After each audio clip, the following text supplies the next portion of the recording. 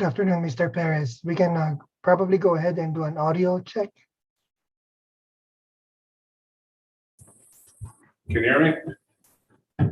Yes, I can, sir. Thank you.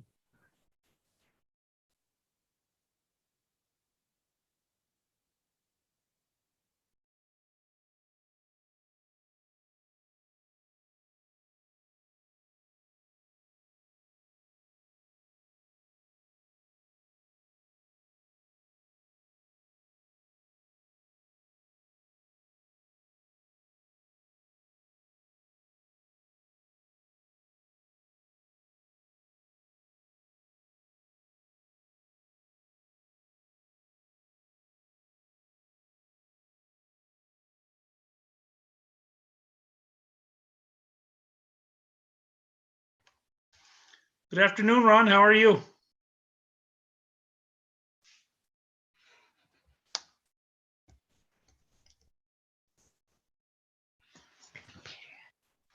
I'm doing pretty good. You were muted there. Oh, okay. Okay. You guys doing all right? Yeah, doing good. How are you, Dion? I can't complain. I can, but it doesn't do no good, does it? Nope. But I am here. We are here. Nobody's gonna listen. Nope, exactly. Yeah. Enjoying the weather, though. Oh, yeah, for sure. Beautiful, beautiful. I love this time of year. Yeah. Hello, Dr. Guy. Can you hear us? Can you hear us? Yes, I can. Good There you evening, go. board members. Good evening, Dr. Guy. Good afternoon, Dr. Guy. And so it's good to hear you. You doing all right? Doing great. How's the family? Family is out for a walk. Hey, that's a good thing. Yeah, I should be out there, but business. Yep, I know. And Maryland's doing good. Yep. Good. Thank Weather is goodness. just great. Great. Well, I'm glad weather to for hear that. walking. Yep.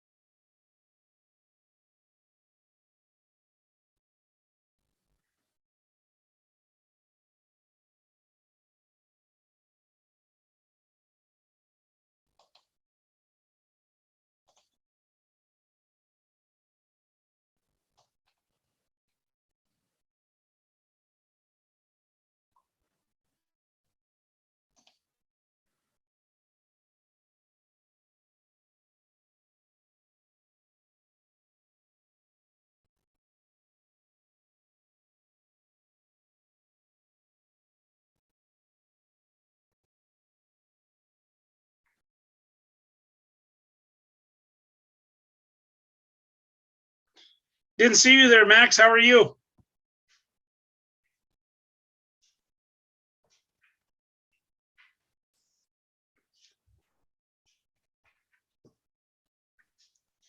Ron, can you hear me?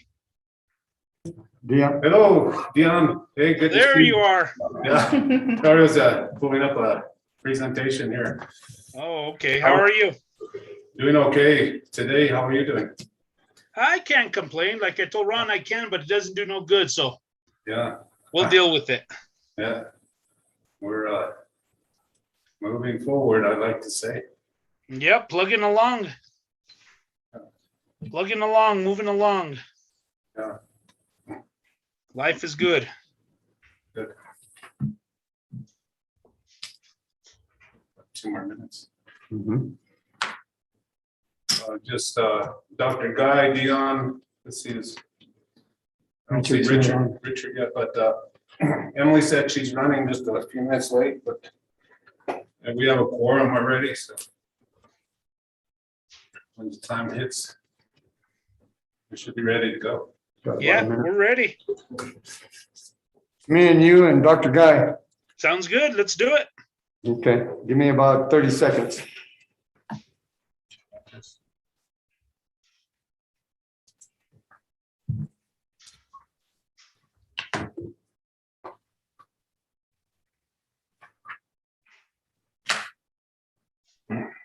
Okay, let's go ahead and call the meeting to order at 5:30. Let's stand and do the pledge. I Pledge allegiance to the flag of the United States of America and to the republic for which it stands, one nation, under God, indivisible, with liberty and justice for all. Thank you and welcome tonight. We'll start with roll call. Dr. Guy Rochambeau, He's on mute. Dr. Guy, you're muted.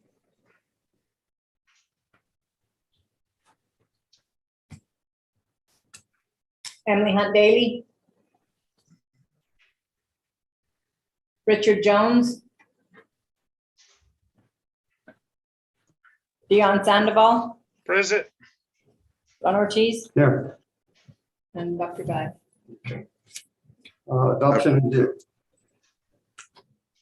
Adoption of the agenda tonight, Superintendent Perez, your recommendation. Yes, sir, Mr. President, good evening, everybody. School board, recommend that we adopt the agenda as presented. Okay, with that, I need a motion. Dion Sandoval, so move. So, Okay, need a second. seconds, Garishambo, Hey, seconds. thank you, Dr. Guy. Roll call.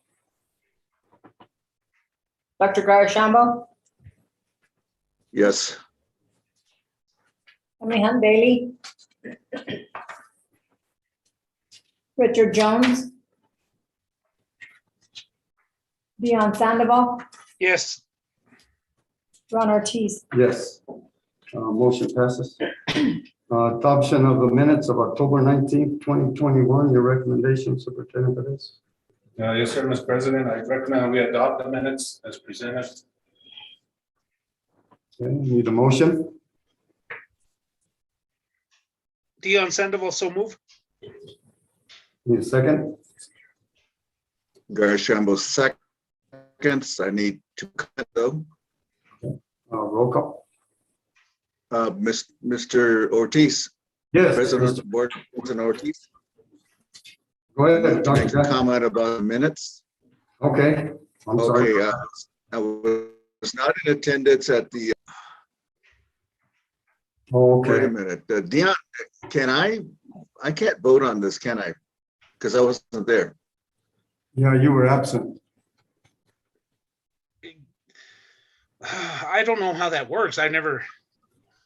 But Never ran into- it's okay, you still will have a majority anyway. I want to make a comment on the board minutes. I don't know what the first presentation was, the purpose of it. I could not determine why that item was on the agenda. It looked to me like a way to avoid the citizens to address the board.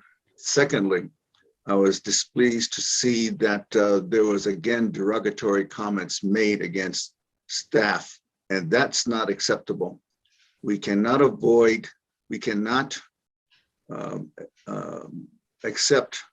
allow the public to make derogatory comments against board officials, staff, because that is in our board policy. We need to make sure that when those things occur, we put a stop to it immediately. I think we need to also examine the extent to which people are making multiple statements that are derogatory and determine whether or not they should be allowed to make presentations again in the future. That's all I have to say. Roll Okay, call. thank you. Roll call. Dr. Garashambo, Continue. Dr. Garashambo, He's not gonna vote on this. no. Oh, he's- Okay. Emily Hunt Daly, Richard Jones, Dion Sandoval, Yes, Ron Ortiz. Yes.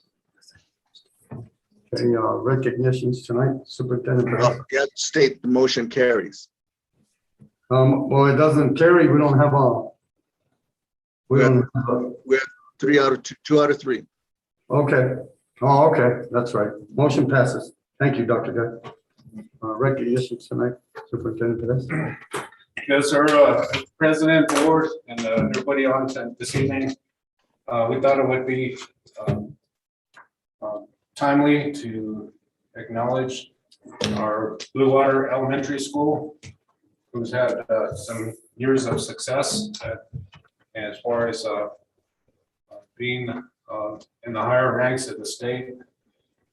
So we know that they've been recently mentioned in U.S. News and World Report. And the reason that they're mentioned in that report is because Blue Water Elementary is ranked number 21 with New Mexico elementary schools. And there are quite a few elementary schools in the state of New Mexico.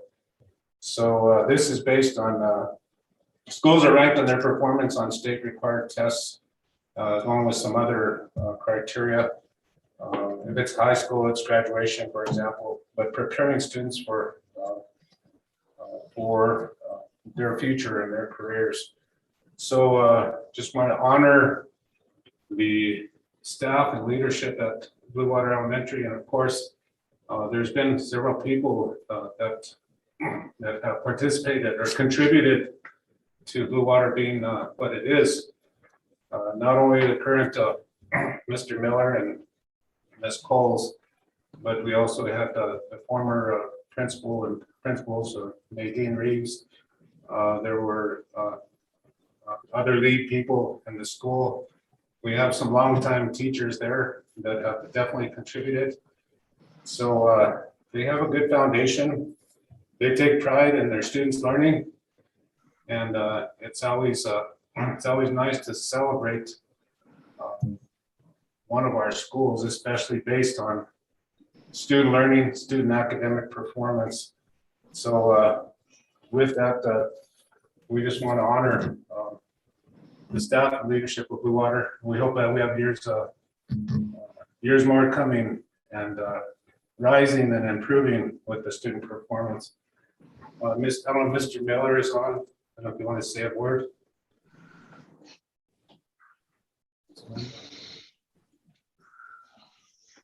Superintendent Pettis, President of the Board and board members.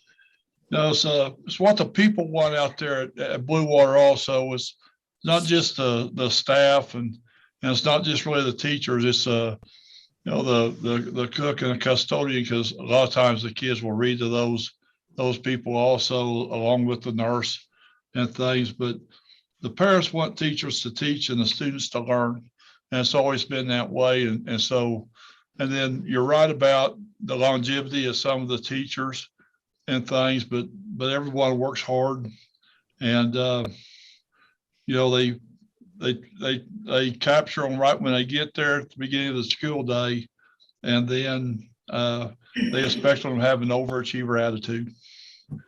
But we really appreciate this honor and being recognized by the superintendent and school board. Thank you, Mr. Thank you.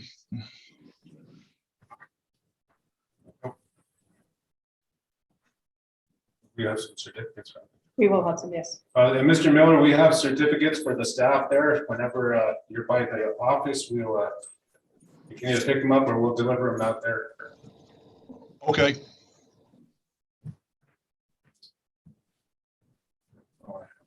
Okay.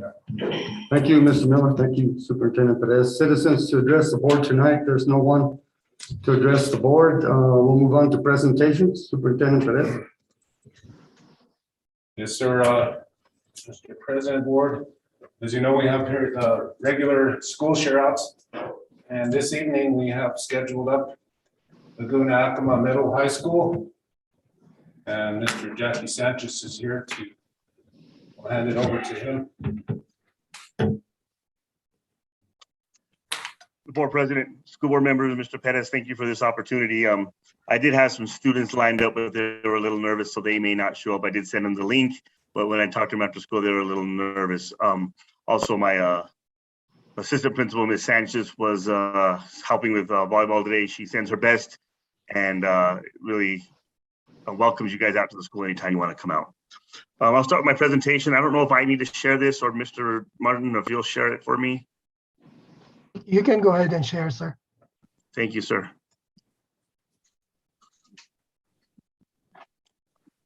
All right. First of all, let me say that when I first came out to Laguna Acoma High School, junior high school, I didn't know what to expect, and I didn't know how wonderful a place this truly is. Being part of that school has really helped me grow as a leader, as a community member, and made me recognize the great things that are out there. I've been part of Grand Isabel County Schools my entire life as a student, a parent, and as teacher and administrator, that I never recognized what this school has and what a great community is out there. So with that, I'll continue. I'll go forward. Let's see. Why is it not? Okay. So academics. So I'm going to go over some different topics and talk to you guys about what Laguna Acoma has been doing this first quarter, what we've come through, some of the changes we made. So we're talking about academics first, and what's new this year. We did AB block scheduling, and with the leadership teams, input from some parents, we wanted to try something that would allow us to get more instructional time. So with the AB block schedule, we get 90 minutes instructional time. We're seeing that there's less homework being sent home, which is great for our students. I want students, when they go home, to be part of the family unit, to be involved in their community and be involved in their other activities. So this allowed for that. We're seeing less homework being sent home and more work being done in schools. Allows more time for intervention and support. Teachers have more time. We did a training with a company. We have another one coming up that trained us how to teach in a 90 block schedule. I think that's very critical to do. When I did the research on it, first thing I read was make sure you offer training and professional development for your staff, because it's otherwise it becomes just a longer time to sit in class and not the 90 minutes isn't used very well. So we're seeing some great things. We still have more training to do. We're not perfect. We're getting better at it. And I think it'll be an ongoing thing for us. Less student transition times. I think this has a lot to do why our COVID numbers are so low. When I say low, I mean 0 when it comes to students. Students are out of class more, less. They're not transitioning between class to class in the hallways, moving around quite as much. So I think that helped us as well. That wasn't the intent, but it did show us a benefit for sure. On Fridays, we have early release. Our students get to go home at 1 o'clock. That's part of our AB block scheduling plan. What this has helped us do is to give some one-on-one intervention. All the student body leaves at 1, but any student is allowed to stay after school. Teachers can request them to stay after school so that they can do some intervention time between the 1 o'clock and 3 o'clock time. Less teachers have to stay after school. When you do tutoring, you get only a couple of teachers that stay, which kind of leads it to one content area. By doing this, a teacher, if they want to even meet with a PE teacher, they can get intervention in that course as well. Just about any class they want to. Teacher training and PLCs, we're finding more opportunity to do some more training. This is where we do our 90-minute training blocks. We work collaboratively with Albuquerque, with Explore Academy in Albuquerque. They offer us some training as well. And this is when we do those trainings, so we're not losing instruction time. Of course, the student interventions is priority first. So if a teacher has a student, they're allowed to miss that training so that they can help the students. Teacher collaboration. Teachers were able to have staff meetings and those kind of things. We can spend more time. We can do specific content areas, things like that. All but 2 staff members are highly qualified. Right now, we're looking at 13 teachers with just a bachelor's degree, 13 that have a bachelor's and master's, and 2 that have up to a doctoral degree. This is starting to benefit us as we're looking to CTE planning and doing some on-site dual credit with our teachers, work with NMSU grants. where we have some great plans for these teachers and they're excited to do it. Continue the academics. We have 3 NMSU adjunct staff members. One teaches mathematics, one is a business law, and the one does writing and journalism at NMSU. We're going to start using them a lot more. Right now, we do offer a dual credit business law class, and we expect to expand that to Spanish class as well. Quarter 1 grades, just to let you know how we ended with quarter grades, we had a 95% passing rate in high school, a 97% passing rate in middle school. Our seniors, only 6 out of the 35 are requiring academic support due to failing quarter 1. All those credits are recoverable. We have no kids with a 0, no kids that, of our seniors that do not have an opportunity to redeem themselves in the semester. Majority of them are from dual credit. So we are seeing some struggles with dual credit. That's an ongoing problem. Not anyone to blame. It's just something that we need to work harder on. A honor roll, we have 65 students on A honor roll and 48 students total on B honor roll.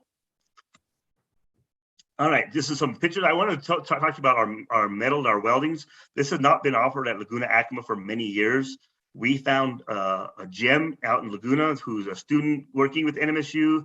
She has revitalized our welding program. A picture on the left-hand side shows a student, the one underneath that has the little dots there was his first day of welding. And after 2 weeks, the one on top is what he's producing now. We're seeing some great progress. We have a great teacher. We're getting great support from NMSU, from Mr. Gutierrez, and we're seeing some great progress working towards the district goal of the CTE programs, and welding is going to be a big part of that for us.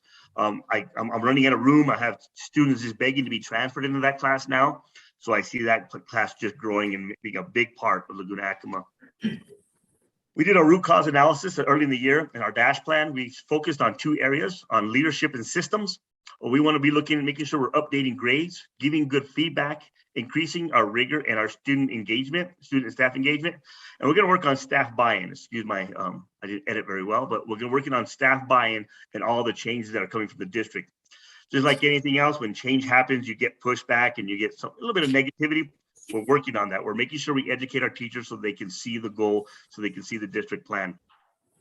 Standard alignment, this is a district goal as well. I know this is one of Mr. Pettis's biggest implementations that he did when he came, and we're really pushing for this. I really believe in standard-based teaching and standard-based grading. So we're trying to align our resources. One of the things that bothered me when I first took that job is I always felt like Laguna Acoma was a separate from Grant-Cibola County Schools. I don't feel like that anymore. I feel like I have a great support from my other 2 principals for secondary, great support from the district office. District office is there quite a bit, and they're helping us with this. Our instructional coach spends 1 day a week total every week with the instructional coaches. It was Ms. Sanchez, and it's really making us move forward or helping us move forward. Student engagement and vertical and horizontal alignment. Discipline, we're very proud of what we're doing with discipline right now. We're doing restorative justice practices. We're seeing a decrease in absenteeism. Students can stay on Friday, so that Friday afternoon when everybody else goes home, if we have a student who's been suspended, they can come in face-to-face on Friday afternoons and engage with their teacher still. If they're out for 5 days, they still have a day where they can come in and get the help that they need so they're not falling behind. One of my name is Sanchez's goals is that academics. Students meet with counselors. That's part of the district discipline plan. And it's really helping us. We're finding some underlying causes of discipline problems. Sometimes students get into trouble and they get pigeonholed into their behavior and get blamed for their behavior when there's something else going on that's manifesting that behavior. And that's what we're finding by always sending to the counselor, regardless of the reason why they're getting in trouble. Students are given the option to work around campus as restorative justice practices. We're seeing great support from parents. If a student gets in trouble and they stay on a Friday afternoon, they could do anything from getting support from the teacher, or they will give an option to do some work with the custodians, clean up weeds. And that's a part of the culture out there. A lot of the students who are used to working in the community, and this gives them an opportunity to be part of the school and yet be back in school and they're not suspended for so long. Quarter one discipline statistics. This was as of last Friday. We had 23 discipline log entries, 6 for drug related, 6 defiance, 7 ditching, and 4 instigating fights. That's very low. And a lot of that has to do with our engagement the administration being in the hallways and in the classrooms. Of course, we'd love to see zero, but we also realize that we are dealing with humans and we're not all perfect, and we realize students aren't perfect. And so we work with them. JPO is very involved with our drug-related incidents. They're there immediately every day. They come and help us support students. Athletics, very proud of our athletic program. Boys and girls cross country team are going to state. Girls cross country team just became number one. They took first in districts. The boys took first in district, girls became runner up. Right now, our volleyball team is ranked number 2. We are having athletic events on campus now. Out of 100% of volleyball players and cross country players are eligible. We have no ineligible students due to academics, and 83% of the football players were eligible. This year, we added a golf program. We're adding a cheer program. It's in its introductory phase, and we're excited to offer more programs. We have 4 volleyball and 4 students are dual sporting in volleyball, and 1 with dual sporting in football. This is some of the pictures that we're very proud of. These are our athletes, district champs. Of course, the boys for cross country, the girls are runner up. Our dual sport activities. It's amazing how hard these students work. I'm very proud of them. Safety COVID practice, we have 100% staff vaccination. No students have been reported as positive. The majority of athletes are test COVID every 2 weeks. Masks are worn by students and staff. We're not perfect. We do the best we can. We do reminders, but we do not hold it against them as far as discipline goes. EOC comes to Laguna Acoma and offers free testing for our athletes, our coaches, and any student who wishes to, so long as they have a permission slip. We have 52 cameras working on campus. Those cameras are great. I appreciate you guys investing that money. It's been very helpful to us. Staff do hallway and bathroom sweeps. One of the concerns that I had when I got there is how many students were not in classes during the, always tardy. So our staff has volunteered to do a walkthrough through bathrooms and hallways to make sure students are getting to class. Laguna JPO attend all events. They've been to every basketball, every volleyball game, every football game, every assembly. They come and help support us, security and the safety. Social emotional learning, Laguna Acoma Department of Health is on campus every Thursdays. They're doing some, they help us do physicals, they do testing. They're also doing some emotional support. They have a psychologist on staff. As you know, with coming post-COVID, we have a lot of students who need some emotional support, and we're getting that through them. Advisory class is doing some emotional support activities. Homecoming Halloween provided some normalcy for our students. It was a great event. I'll have some pictures for you in a second. To see the kids happy and to try and do all the things that we've been able to do has been great. Laguna Behavioral Health is in partnership with us, and they do, every time we have an event, they come and set up a booth and are there to give out free things to the kids. Part of our discipline matrix is referral to school counselor. I talked about that already. Here's some things that we had going on. There's the right-hand side is Department of Health giving out some free basketballs and some fidgets for the kids. We had some great Halloween activities. The students gave out free pumpkins, and they were donated to us by Behavioral Health for our pumpkin activities that we did. Here's some more. Student council doing a great job. We revitalized student council. They're very involved in the school. Their activities are great. We have a great sponsor there. We had door events. We had a cute homecoming parade that they just drove around the school parking lot. All the students got to come out and watch the parade and see the kids on a float. To see them smile and to have a good time was wonderful. Before I close, I'd like to thank a few schools because they really helped us when we were in dire strait and we really needed them. Grants High School hosted us when we could not have home games. Los Alamitos Middle School hosted us for some volleyball games. Mr. Vansley is really helping us with our CTE program, and Richard Gutierrez is really helping us build that welding program. And so I want to give them some recognition. There's a lot of other people that are helping us at Laguna Acoma, but these 4 individuals or these 4 groups are really bringing Laguna Acoma into the district, not just a school on the outside of this town. And let me see if my students logged in. No, I didn't think they might because I thought they would be a little nervous. So they didn't make it in, but Laguna Acoma is a great place. I invite any of you guys to come out anytime and just walk around the school.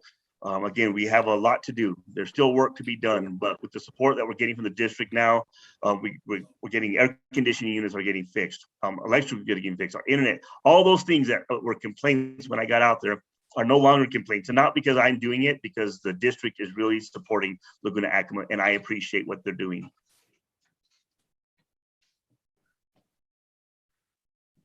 Thank you, Mr. Sanchez. Any comments from the board or any questions? Mr. Ortiz, Yes. Dr. President Ortiz. Mr. Sanchez, Jackie Sanchez, I appreciate your report. It was very positive. And congratulations to the accomplishments of the students. Small may be small, but it looks like these guys have great heart. That's fantastic. And I think a commendation to all of your staff and your students and the parents there for continuing to create and grow a strong school. And we wish you well in the weeks to come. Thank you very much. Thank you, Dr. Guy. Also, Mr. Ortiz, Yes. just thank you, Jackie, for allowing me to sit in on one of your trainings. That was very engaging. And I think that you're doing a good job.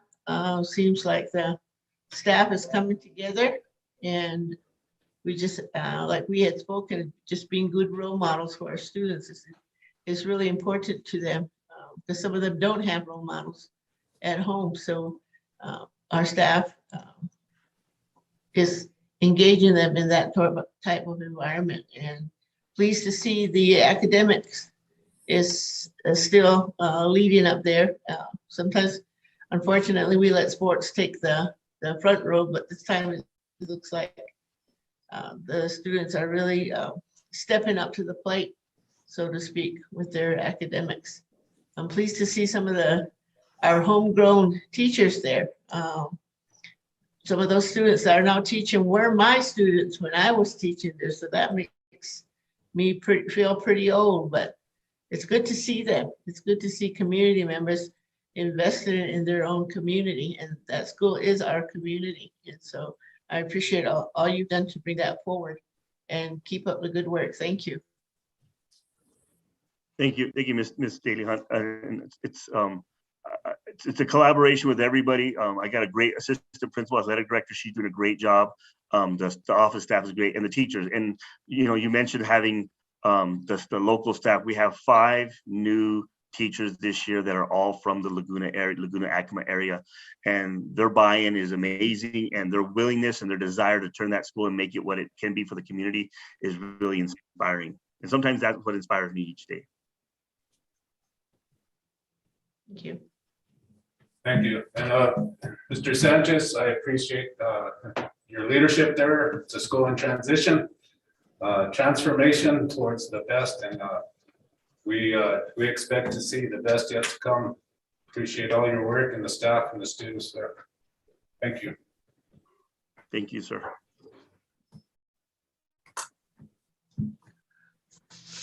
Okay, Mr. Perez, quarterly preliminary student performance data report. Okay. Mr. President, Board, so as you know, we have our quarterly assessment that we put into place almost 2 years ago, about 2 years ago. Quarterly assessment is a standards-based assessment that we have implemented from K through 12 across the district, every school. And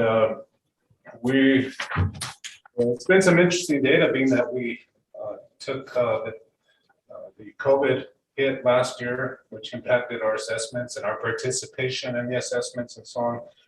So we, in some ways, it's almost like comparing apples to oranges from last year to this year. But we're looking forward to this assessment that you're seeing now as being, and in many ways, baseline from which to measure from this point on. But it is giving us information in which to have our academic conversations at the schools and with the PLCs and with the principals. So we also have intentions. This is just going to give you the overview, but of course, we will break this down much further when we bring it to the PLC level and looking at specific items, for example, on every assessment. With that, I'd like to turn it over to Ms. Sanchez. Mr. Ortiz, Mr. Perez and board, thank you. As Mr. Perez said, that we have some initial updates for our quarterly assessment, the first quarter preliminary. This first slide shows all of GCCS for math, from kindergarten all the way to algebra 2. And so this one, you can see the green is the advanced, and it goes down to red, which is far below basic. At the beginning in kindergarten, first, second, just a reminder that they did not take a first quarter assessment last school year. And as Mr. Pettis said, the participation in the test is a lot higher this year also. This is just an overview of the ELA for kindergarten all the way to 12th grade. And the change here is that last year and the years prior, we did not assess 12th grade for ELA. And the same, you see the lines from the green that go down to red, which is far below basic. There are some more gaps here with our students in kinder and first and second, and those are the ones that we're seeing and identifying now. With the past year being online and the little ones having a harder time with letters and sounds and things like that are what we're seeing. These next two slides are for us to look at absenteeism and how it's relating to our assessments. And so this is the quarter 1 ELA. And so your first column right here is students with less than 10 days absent. The number of students proficient, the number of students assessed for that had less than 10 days absence was 2,462, and 1,131 of them were proficient and advanced in ELA. And this is for the students with greater than or equal to 10 absences. And so you can see that there's a higher percentage of students that are proficient or advanced if they have the less absences. And so this one is ELA, and then we have one for math, and you can see a little bit different here with the data. That is interesting. For math and kindergarten, this is the overview of the standards that we assessed this quarter. And just a reminder that the math test is not exactly the same as it was last year. So we're not assessing the same standards. And so when we look at the standards and we compare them on ELA, we're comparing one test to another test because most of the standards were the same. And on math, we switched it up quite a bit. And so we'll compare the ones that we have data for. And a reminder that kindergarten did not take a quarter 1 assessment last year.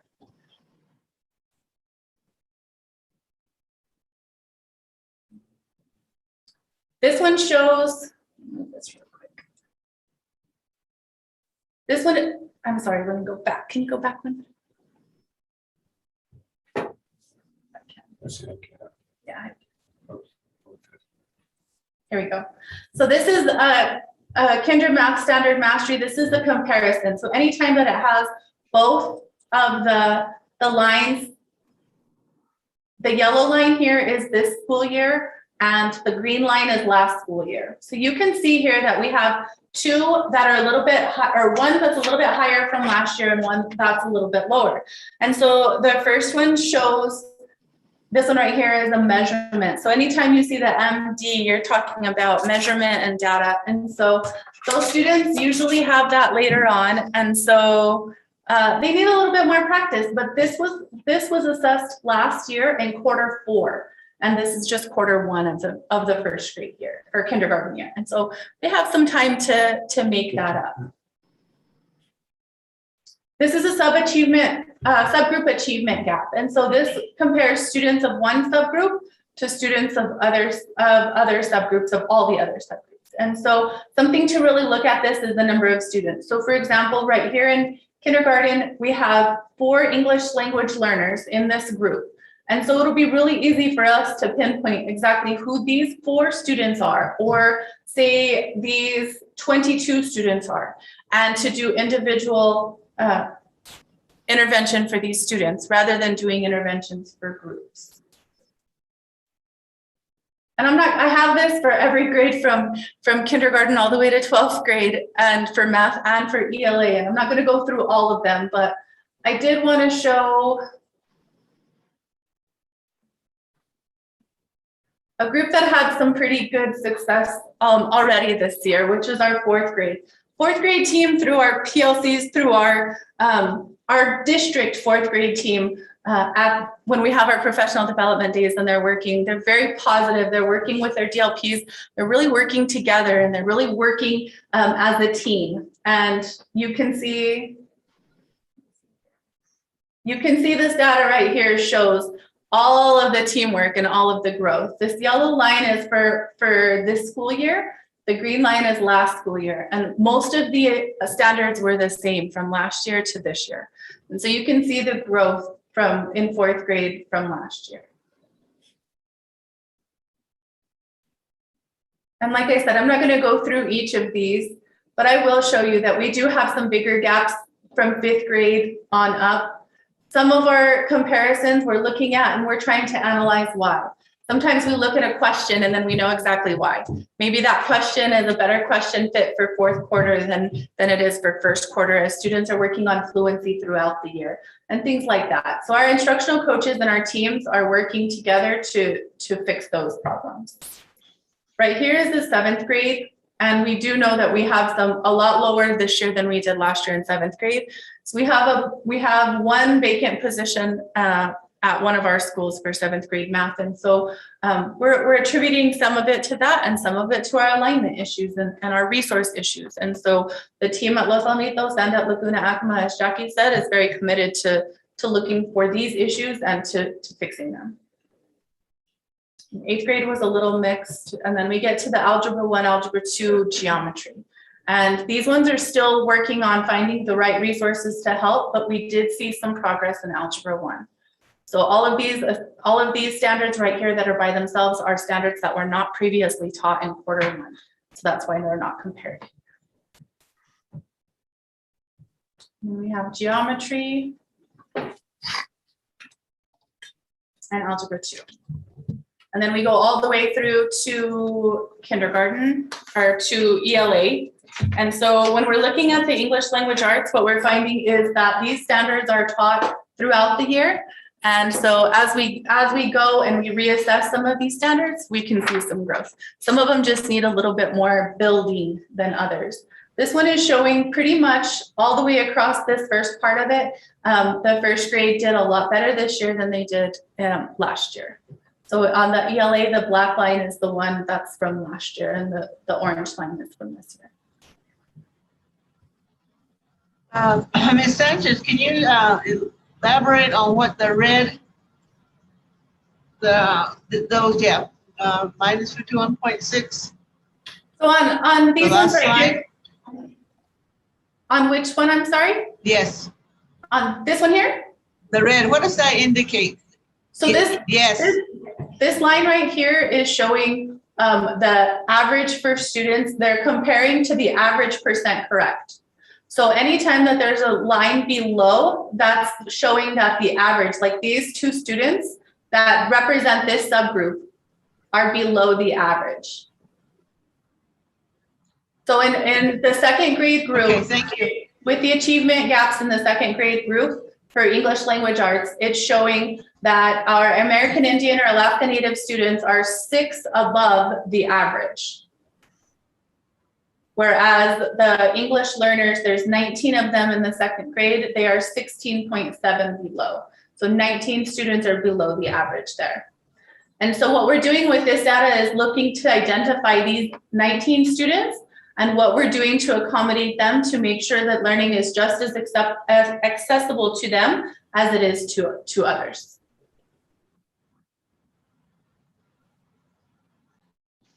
And we go through, like I said, this goes all the way to 12th grade. And board members, you all have this available if you want to look deeper and if you have any questions for me. But you can see that 4th grade did a great job here again with their collaboration, and you can see growth.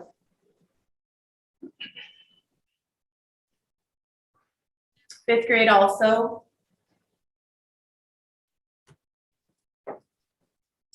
Sixth grade.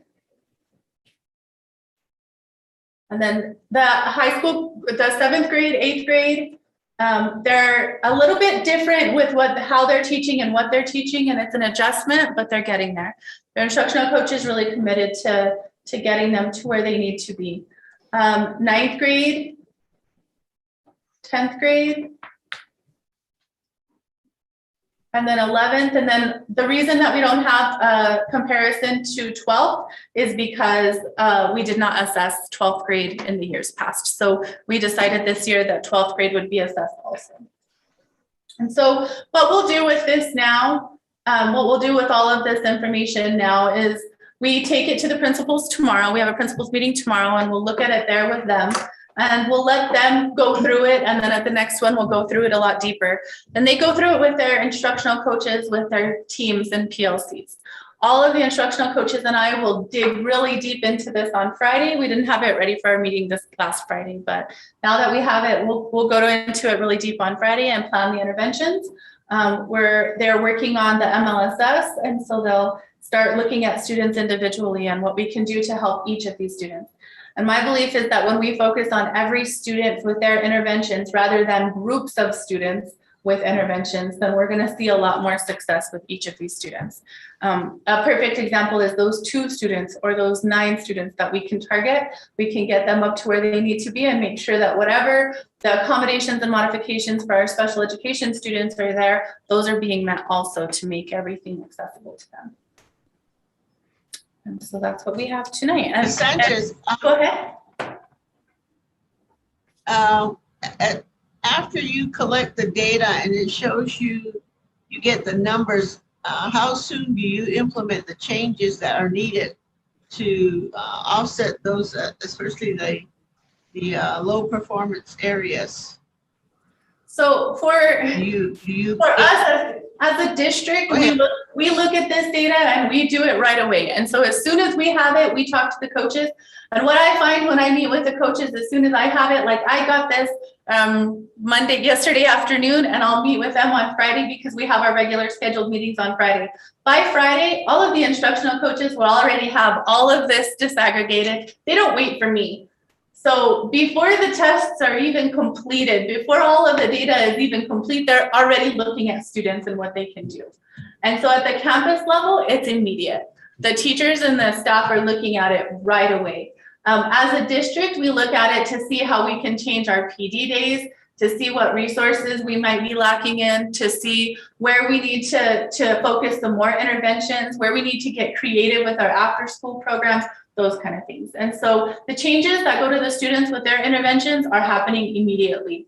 All of our leaders, our principals are in the PLC meetings, and they're looking for student names. They're looking for the examining student work and what's happening with that. What are we seeing on the work that we're not seeing on the test?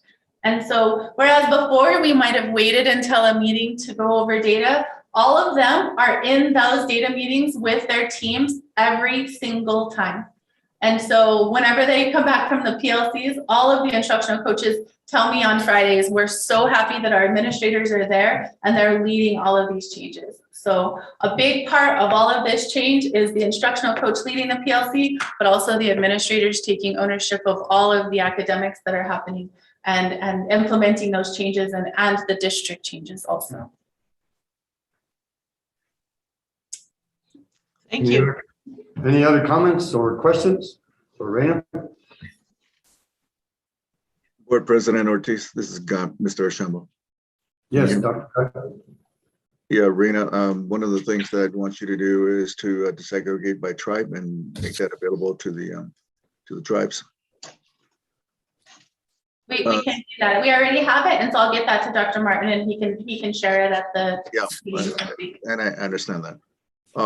So long as we don't violate the less than 10 rule. Right. You said MLSS, so my assumption is that you already have students who are being identified as potentially being part of the MLSS programs. Am I correct? All of the students that were already on STAT will be part of the MLSS, yes. Okay. All right.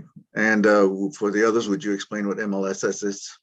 Multi-layered systems of support. And so when a student is first identified as having any issues with learning, any problems in the classroom, any problems with behavior, social, emotional, any issues that the teacher sees, then we identify those students first, and then there's a process that we go through to to go through all of these layers to make sure that we're doing everything that we can in the classroom first, and then that we refer students to other services as they need.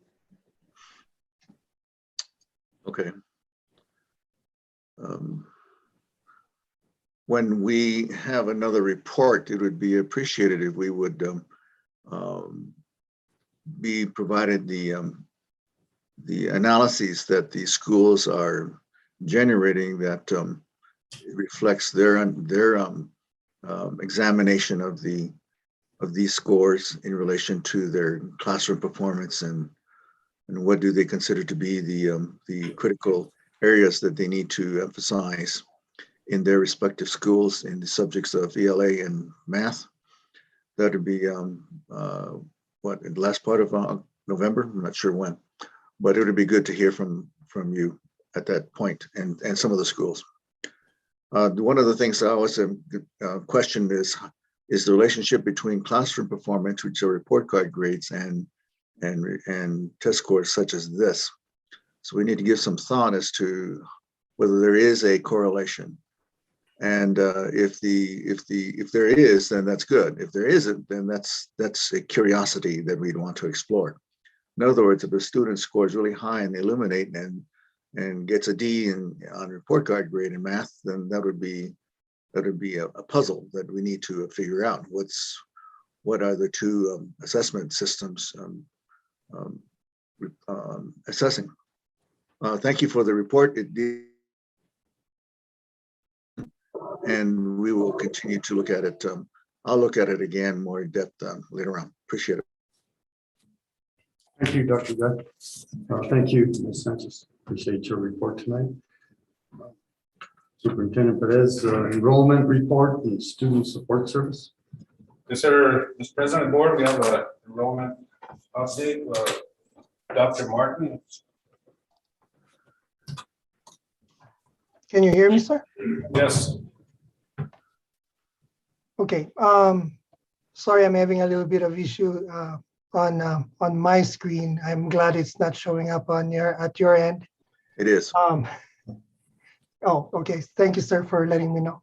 Our enrollment report as of yesterday. Dr. Martin, it looks like it's trying to come through, but it's not up yet. Okay, hold on, sir.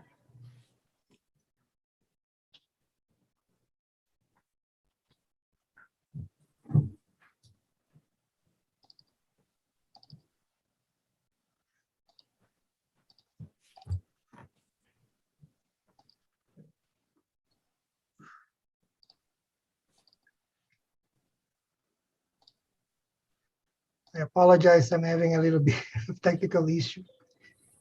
Can I go later on, sir? Later in the meeting, as I try to figure out how to fix my issue. Yeah, if you're okay, Mr. President, if I can bring on the Mr. Maldonado and the cash report, and you can go back to Dr. Martin's. Okay, no problem.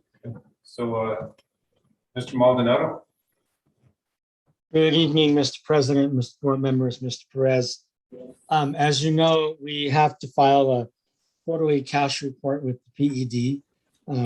And so I'm here to present to you the most recent cash report for period ending September 30th. Let me get that up on the screen for you. It's a pretty detailed report, as I've shared with you before, but what this report tells us, and it's a very good report that we provide to the PED and for us as well. Let's see if I can get this off my screen. Hold on. There we go. Are you able to see this report just fine?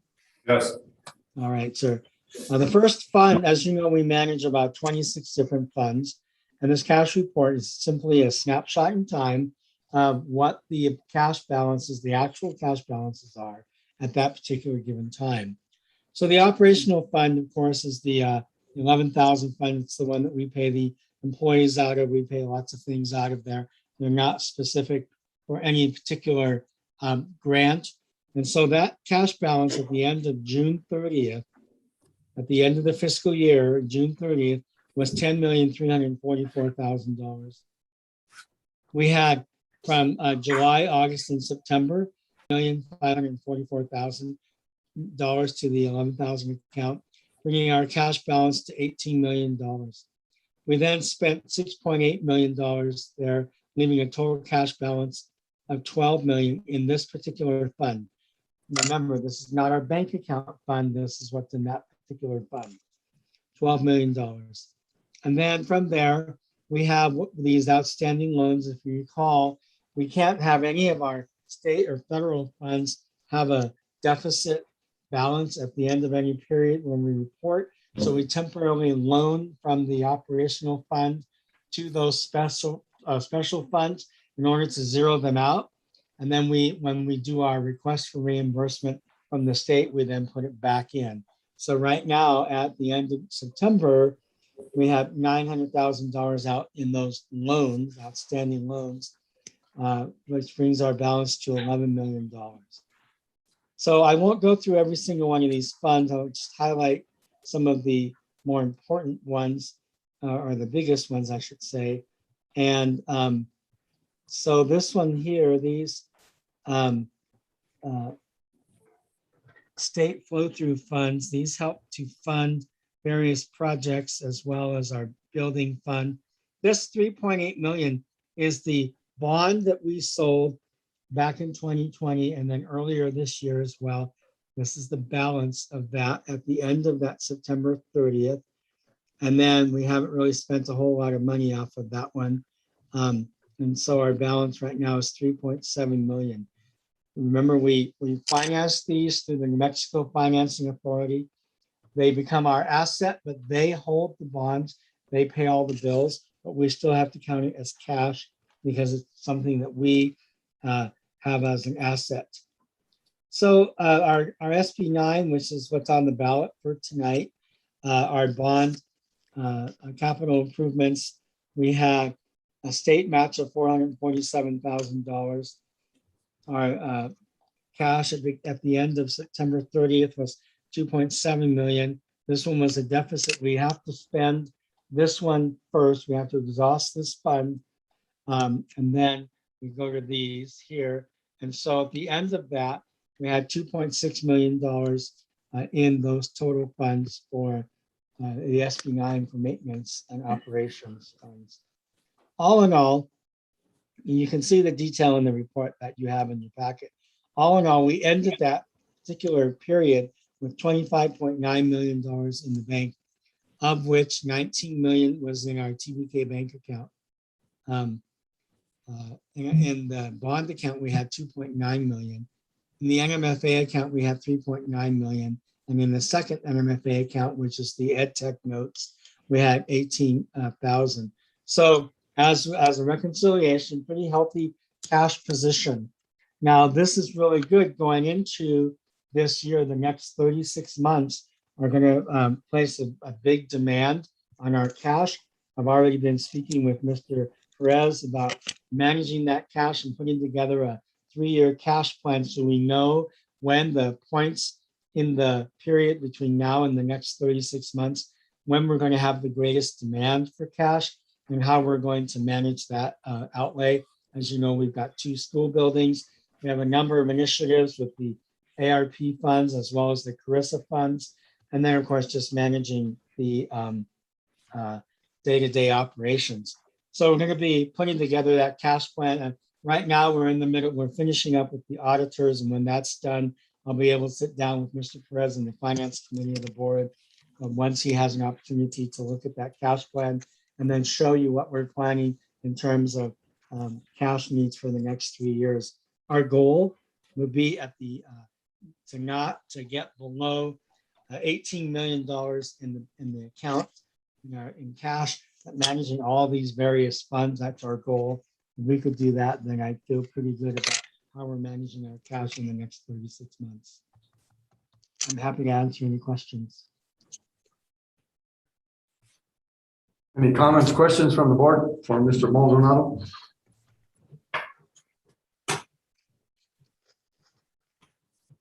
Mr. Maldonado, have we about exhausted our CARES fund or CARESA funds?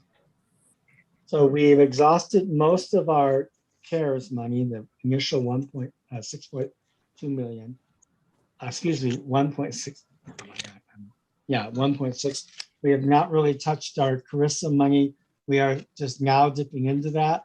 And so remember that funding can be concurrent, but they want us to exhaust one fund before we get to the next one. So we're able to spend out of all three of those funds, but we still have a carryover from the CARES funds, which we have yet to obtain and realize in terms of our bank balance there. But that I anticipate would be, I'm thinking in the neighborhood of about $300,000 in that carryover, which we have yet to allocate and spend. So we're going to do that first and then get to the CARESA funds and then into the ARP funds. Did I answer your question, Ms. Hunt Daly? Yes, and I have one more question. I noticed just recently, we had a number of letters with some exposures at a lot of our schools, especially on the east side. And if those are staff, are we still providing them payment for when they're quarantined? Or do they have to take leave or? There is a Because COVID of leave exposure? policy. I'm sorry. There is a COVID leave Go ahead. policy in place through the FFCRA program. Ms. Salazar manages that through the HR department. It has certain parameters that must be met in order to qualify for those 10 days of the FFCRA leave. So yes, we do have something in place. It's managed by the HR department and funded by the district. Did that answer your question? Okay. Yes, I know some of the staff were concerned about that because the exposures at the number of schools, especially on the east side, those still, if they're still eligible, but I'm pretty sure that Ms. Salazar is taking care of that, and that we're also, Ms. Sanchez is also taking care of those kids that are quarantined, and that we're making sure they get their work done and so that they don't fall behind. Thank you. Right. I will add one more item, Mr. Perez, if it's okay. We are investing a significant amount of money in PPE. We anticipate supply chain issues, so we are right now working with different vendors to bring in lots of stock. I don't want to say overstock, but we want to prepare for that time where it might be difficult to obtain PPE for students and for staff. And I'm talking about masks, gloves, all of that, hand sanitizer, wipes, those kinds of things. So we're really working hard right now to plan for that anticipated supply chain problem. Mr. Perez, that's my presentation. Thank you, Mr. Maldonado. President. Yes, Mr. Perez. So I'd like to move on to the, Dr. Martin, you want to try and get your presentation up now? Can you hear me, sir? Yes.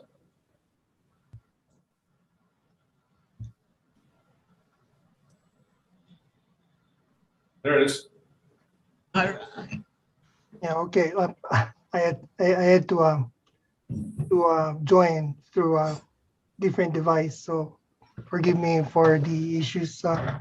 So this is a really short report of the summary of our district enrollment. So here's our population or enrollment by school site and by grade level. So let me go ahead and just pull one school site out. Let's say Mount Taylor. The number of preschool students we have is 14, kinder is 47, first grade is 47, second grade is 61, third grade is 59, fourth grade is 61, fifth grade is 66, and sixth grade is 51 for a total of 406 students.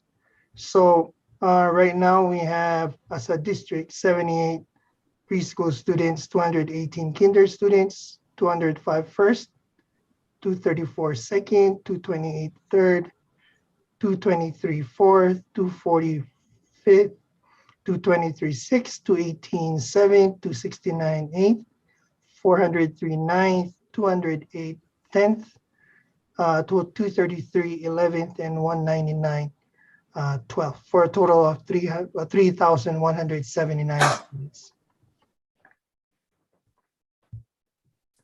Our enrollment by ethnicity is what you see now on your screens. Same school, Mount Taylor, we have 1 Asian, 6 African-American students, 55 Caucasian, 152 Hispanics, 192 Native American students, for a total of 406 students. As a district, we have 25 Asians, 31 African-Americans, 413 Caucasians, 1,227 Hispanics, and 1,483 Native American students, again, for a total of 3,179 students. Our last slide is our enrollment by tribe. Mount Taylor has 213 students identified as no tribe, 56 Acoma students, 13 Laguna students, 120 Navajo students, 4 students identified as other tribes, for a total of 406 students. As a district, we have 388 Acoma students, 367 Laguna students, 697 Navajo students, and 46 students that identify themselves as other tribes, and 1,681 as no tribe, for a total of 3,179. I stand for any questions. That's my presentation, sir. Any questions? Mr. Martin, where does this compare to last year's statistics? I don't know where, I don't want to use normalcy, but are we getting close to what before the pandemic hit? Are we seeing an increase? Are we still seeing? We certainly are getting close to ahead. them. I don't have the numbers in front of me, but they're on the TESA report. That's currently available on the website, but I can share that with you too, if you want me to, next meeting that we have. Mr. I'm Ortiz. just interested in. Okay, let me finish. It appears that our numbers are going up in all areas, and that's pleasing to know. And that, and I don't know, maybe I missed it compared to the number that you're showing, 3,179 total. How many of those are still virtual? And how many of those are still now hybrid? Ms. Sanchez could probably give us a better answer for that, ma'am. We have right at 25 students at the virtual academy. And we did have 15 students at Cobero that were virtual, but that number is down to, I think it's about 6.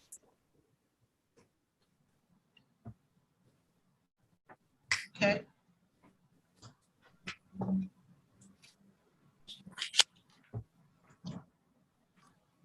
Go ahead, Dr. Guy. I don't have any questions. Thank you. Thank you. Consent agenda tonight, Superintendent Perez, your recommendation. Yes, sir. Mr. President, Board, we have the bills and expenditure report there. I recommend that we approve that as presented. Okay, I need a motion. Gar Shambo moves. Need a second. Emily Hunt Daly, second. Okay. Any discussion? If not, we'll roll the roll call. Dr. Guy, Yes. Emily Hunt Daly, Yes. Yes. Richard Jones, Yes. Dion Sandoval, Yes. Ron Ortiz. Yes, motion carries. Superintendent's report. All right. Mr. Perez. Yes, sir, Mr. President, Board. So a couple of things here. Included in the packets under my report. There is a just hot off the press, New Mexico School Boards Association Policy Services Alert. Basically saying New Mexico Administrators Code 6.12.15.1 is a regulation that is that enforces the public health orders that we're following. So if you get a chance, probably a good document to read.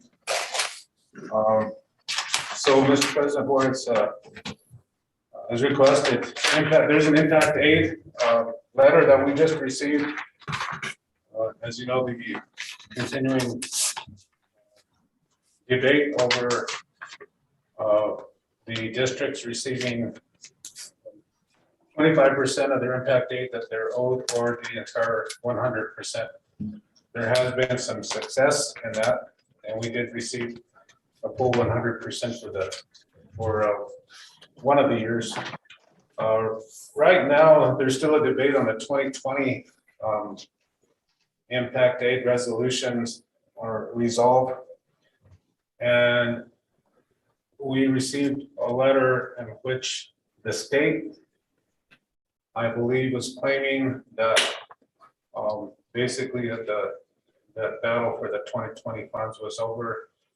However, we had a ruling in our favor that says that the 10th Circuit will continue to hear the case, which means it's good news for us that there's still the chance of us getting the 2020 full 100% impact aid is still very much alive. So we're going to keep our eyes on that. And just a reminder to everybody, when we talk about our impact aid funds, for years we've been receiving 25%. When we receive the full 100%, it equates to a little over $2 million that the district receives every year.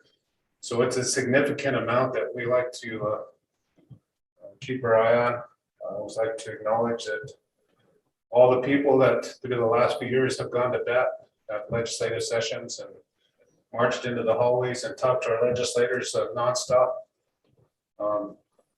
I appreciate everybody who has worked towards seeing that we're successful, in which we it seems we're a little bit on the positive side now more than ever.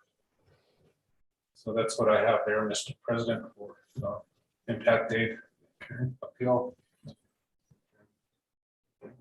With the district security initiatives, I think Mr. Lee's on here too, but I just wanted to keep the board updated that we are continuing with our vestibules are just about completed at every school site. I heard Mr. Sanchez mention that the cameras are up and going there as they are at most schools. We have monitors coming up at the security locations. I've explained that we have there's security guards at Laguna Acoma, Grants High, and Los Alamitos. A combination of PSAs, SROs, or security guards at those places. We're continuing. We've started and we are implementing or seeing that all of our staff is trained through house training. Basically a crisis response method. Talk a lot about the active shooter type of situations and that. So we've just the last couple of months we've trained most of our staff, and we continue to train the rest as time goes on. So this is not just a one-time training. This is it's a full implementation of professional development for the staff that will be occurring through at least the next couple of years. I just wanted to give you all a quick update on that district security initiatives. Right now, we're working on getting a new SRO at Laguna Acoma High School. We had one there temporarily. Something happened between the SRO and the department there, so we're working on trying to find a replacement for that SRO. There, we do have a security guard on campus though. As mentioned earlier, Mr. Sanchez also mentioned the career technical education initiatives. We have, we're being very intentional about improving our CTE programs, not only at one school, but district-wide.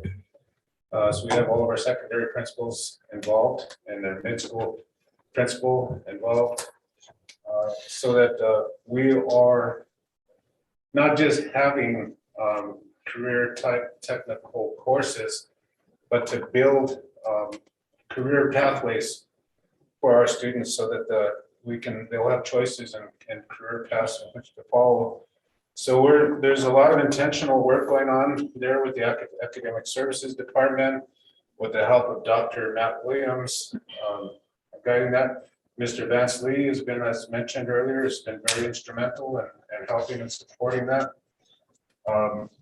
So we've got a good team of people, some great teachers out there that are excited about moving forward and making this a more robust and a more comprehensive look at our career technical education programs, so that we will have not only a good series of classes at the high school, but an articulation with the New Mexico State University. So we have some things going on there. We'll keep you updated as that develops. In fact, we have a meeting tomorrow morning, and we hope that this will develop quickly so that we'll have some good change in place for the fall courses as we build that schedule, build those schedules. And then finally, as we move into Mr. President, if I could just mention board members, I'd like to see if there's any way that we can have a work session next week. I know we've been having struggles getting the board together. We could do a virtual work session Monday or Tuesday, I think is the date that we're looking at right now. Are there any possibilities for Monday or Tuesday board work session? And the purpose of the meeting would be to discuss strategy in response to the tribe's letter to the board.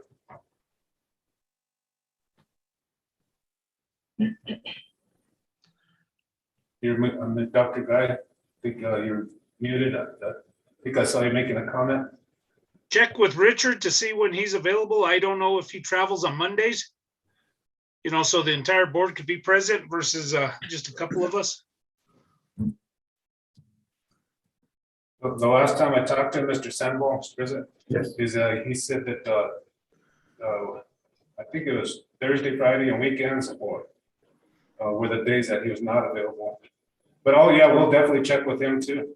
And it has to be in the morning? No, we're open to. I'm just throwing the days out there, and we'll see if we can land the time.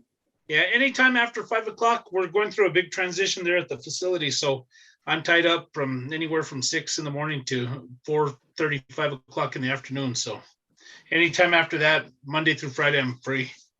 Mr. Ortiz needs to be in the late in the afternoons, like Dion, board member Dion Sandoval mentioned. I think that also goes for me. Can I suggest Anything after. Anything after 5 o'clock is also, Mr. President, anything after 5 o'clock is also good with me. And I'd also like to, I know you talked about the letter, but maybe a report on the tribal consultations that are ongoing and where we are with that. So Ms. Hunt, Mr. President, we can give an update on the consultation reports at the next regular board meeting. That's okay. We do have a lot going on with the consultations right now, this week and next week. Can That'd be fine. I throw out a Tuesday then at 5 or after? Just coming, then I'll check with Richard after, if the rest of you agree with this time. Yeah, I'm okay with it too. Just check with Richard Jones on Monday or Tuesday, and I think all of us are open for either Monday or Tuesday at 5:30. Am I correct? Yes, 5:30 sounds good. Yes. Monday, Tuesday, Wednesday. Thank you. And then, the only other thing, Mr. President, I know that Ms. Sandoval is trying to get organized with the December 2nd, New Mexico School Board Association Winter Conference. So if you haven't already, you can get with her to make arrangements to participate in that if you choose to do so.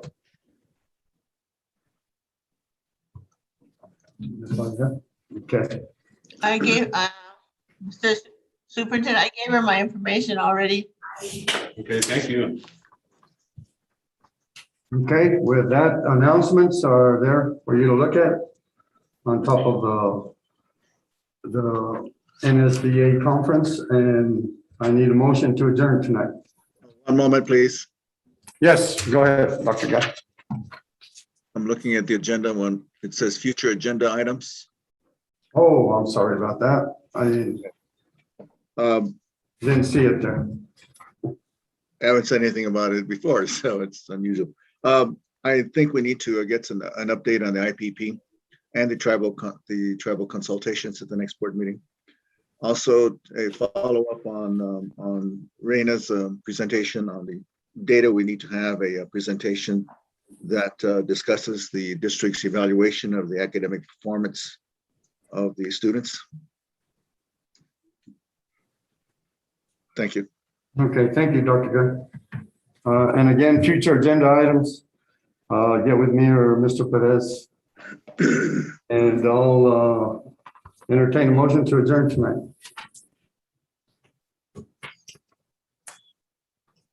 Garishambo moves. Mr. One last thing, I'm sorry, Dr. Guy. Did we, I know it's late already, but did we at least get the message out to all our schools and staff that voting was today and that we had a good turnout? Yeah, so. So if you haven't voted, Yes, we're voting, yeah. Yeah, so Mr. Maldonado, thank you for sending, he did an information out to all staff, reminding them to vote. And a nice flyer to go with it. So, we didn't tell them how to vote because we can't, but we did encourage everybody to get out and vote. okay, thank you, Mr. Steve. And I second Dr. Guy's motion to adjourn. Okay, thank you, Emily. Roll call. Dr. Garashambo, Yes. Emily Hunt Daly, Yes, yes. Dion Sandoval, Yes. Ron Ortiz. Yes. Meeting adjourned at 6:48. Thank you, everybody, and have a good evening. Thank you. You guys have a good evening as well. Thank you. Have a good one. Good night. Bye. Every shot's